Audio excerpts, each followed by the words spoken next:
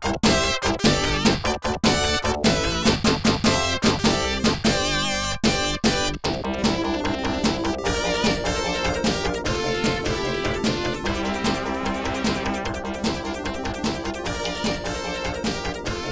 so here we're going to look at start talking about Unit 5. Unit 5 is really rotation. Is broken up into two topics. The first one is going to focus around rotational motion and gravity, and the second one is going to focus around torque. So technically, this is Unit 5.1, and we're going to start here talking about just kind of comparing or relating words or concepts from Unit 1, Unit 2. To here, Unit 5. Okay, so one thing that to understand is that in Unit 1 and all the other units up until this point, we were talking about linear. Okay, and so one way to think about it, anytime you see the word translational, that means linear. So like linear speed, linear, sometimes we refer to as translational speed. We'll talk about kinetic energy. We'll talk about rotational kinetic energy, and we'll also compare it to translational kinetic energy. Okay, so anytime that you see that word of translational, think of it being linear. Right. So when objects rotate, okay, about some axis, each point is going to follow a circular arc. Right, so all these pieces are going to go into, you're going to follow a circular path. Okay, so things that you think about when I was growing up is compact discs, right, CDs. All right, so you would anchor it to the middle, and then it would spin around, and the lasers would read the grooves that are on the underside.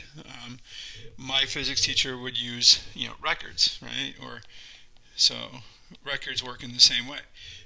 They're pressed in such a way that the grooves and the needle on the record on the turntable travels around playing what's in the grooves. Okay, but the main thing is that you anchor them in the middle. They rotate about that point, and that needle or the laser moves accordingly. Okay, now you're going to see different words. When you do the reading on OpenStax, you're going to see that it's going to say like rotational angle.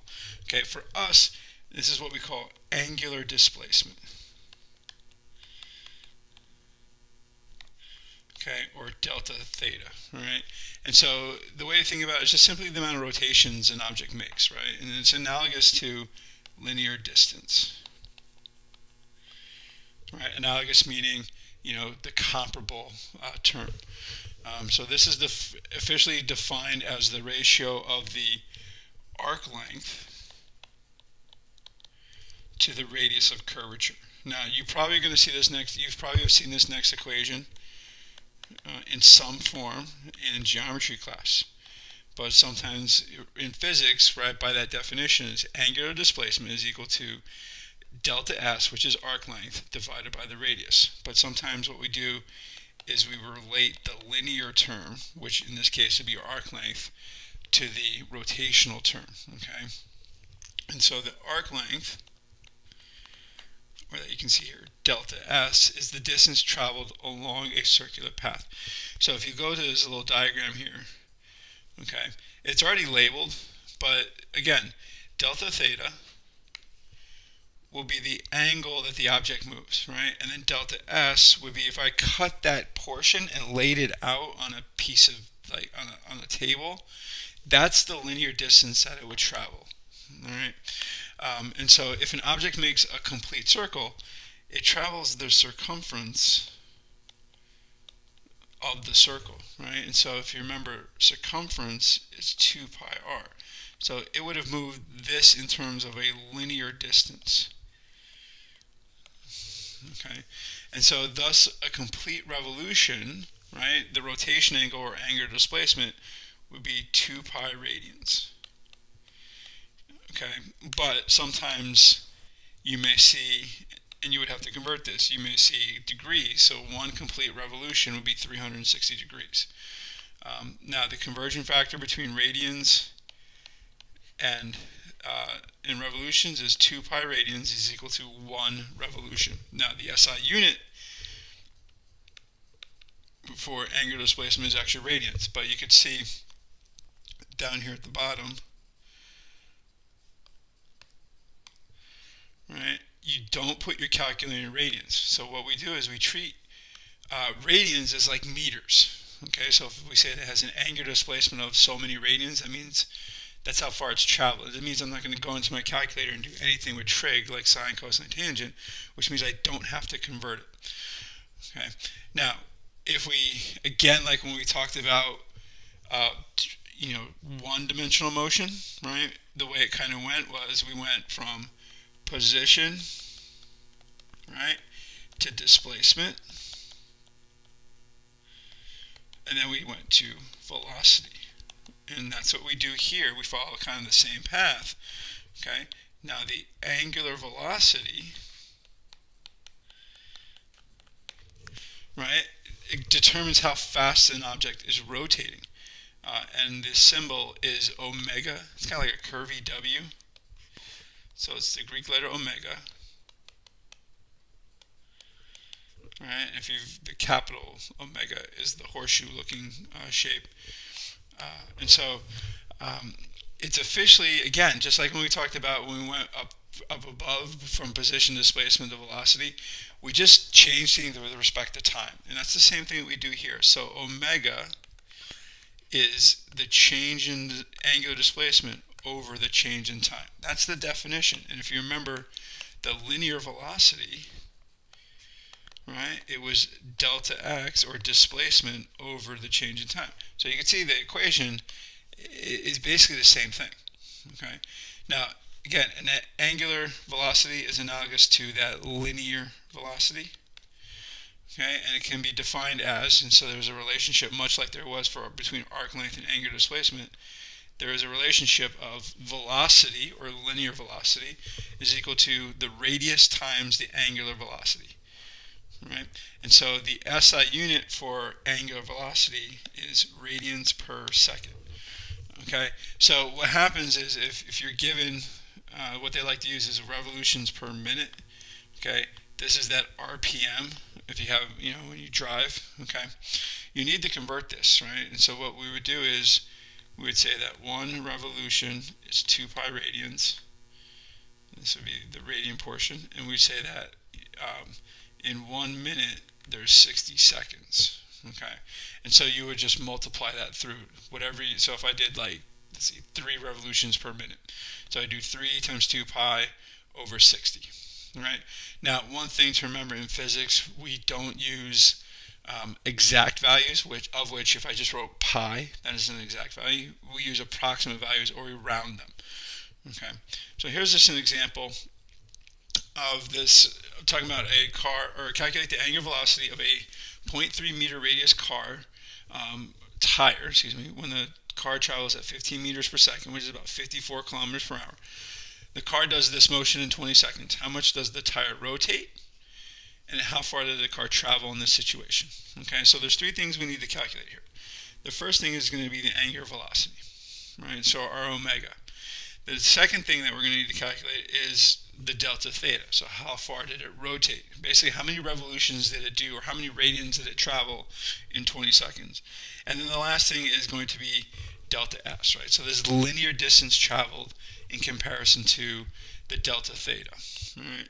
And so now let's just start solving this. All right? So I'm going to split my paper. I chose the wrong pen. Okay, I'm going to split my paper into 3 sections. First section, we're going to do v equals r omega. So velocity equals radius times angular velocity. And we're going to solve this for angular velocity by simply dividing both sides by r. So we're going to get omega equals v over r. And so it tells us that it's traveling at 15 meters per second. The tire has a radius of 0.3 meters, and so that's going to tell us it will have a angular speed of 50 radians per second. Okay, so that's our answer to the first one. So that's our omega. So omega is 50 radians per second. The next question talks about, if we do this now for 20 seconds, how much does the tire rotate? So we're going to use our definition of angular velocity.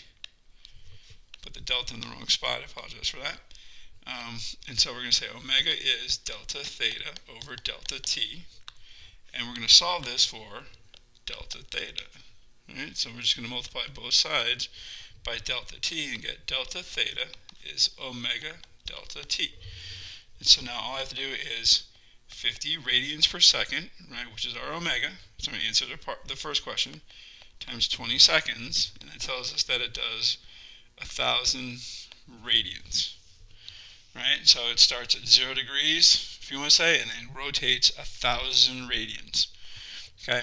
You do have to be careful, though. In Quest, they may ask you for this answer in revolutions, and so all I do is the quick conversion factor. So 1,000 revolutions, or radians. So there's, in 1 revolution, there's 2 pi radians, which means it's basically going to be 500 over pi revolutions, but you need to divide that out, which is approximately 100 and something. So 500 divided by pi, and we're going to get 159 revolutions, 159.2 revolutions. Okay, but I'll round it to 159. All right. Again, pay attention to what Quest is asking for. Okay, because they may ask for that answer in revolutions. All right. Now we're going to find our last question. Our last question is, how far did this travel? Okay, so how far did this tire actually travel in the 20 seconds? Well, now we're just going to use our arc length equation. So delta S equals R delta theta.